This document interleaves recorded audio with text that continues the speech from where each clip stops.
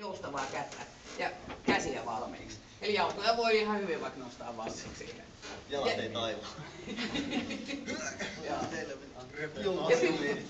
Sitten jos tulee äitiä ikävä, niin sano sitä apua, mä käännän auton takaisin tähän asentoon. Lähtee, muut saa katsoa.